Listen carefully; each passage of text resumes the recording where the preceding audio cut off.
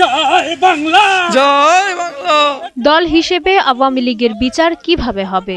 দলের বিচার হবে নাকি ব্যক্তির বিচার? সব মিলিয়ে নানা প্রশ্ন ডালপালা মেলেছে রাজনৈতিক অঙ্গনে। সম্প্রতি জুলাই জাতীয় সম্মেলন 2026-এ স্বরাষ্ট্রমন্ত্রী সালাউদ্দিন আহমদ ঘোষণা করেছেন, রাজনৈতিক দল হিসেবেই আওয়ামী লীগকে বিচারের কাঠগড়ায় দাঁড় করানো হবে। তিনি জানান, সন্ত্রাসবিরোধী আইন এবং আইসিটি অ্যাক্টে সংশোধনী এনে এই পথ প্রশস্ত করা হয়েছে, তাই এখন কেবল সময়ের অপেক্ষা। খুব শিগগির রাজনৈতিক দল হিসেবে সেই রাজনৈতিক দলকে বিচারের কাঠগড়ায় নিয়ে যাওয়া হবে।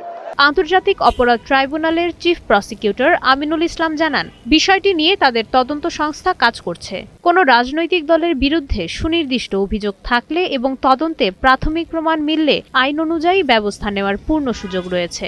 অর্থাৎ এখন দল হিসেবে আওয়ামী লীগের বিচার প্রক্রিয়া এখন আইনি পর্যালোচনার স্তরে রয়েছে।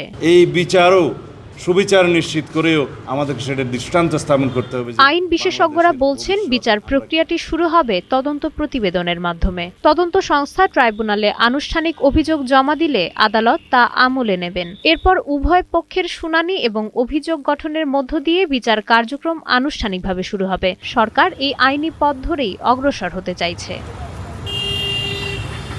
আওয়ামী লীগ সরকারের পতনের পর থেকে দলটি নিষিদ্ধের দাবি জোরালো হয়। এর ধারাবাহিকতায় অন্তর্বর্তী সরকার দলটির কার্যক্রম নিষিদ্ধ করে এবং নির্বাচন কমিশন তাদের নিবন্ধন স্থগিত করে। বিএনপি সরকার ক্ষমতায় আসার পর সন্ত্রাসবিরোধী আইন সংশোধন করে বিচারের আইনগত ভিত্তি আরও সুদৃঢ় করা হয়েছে।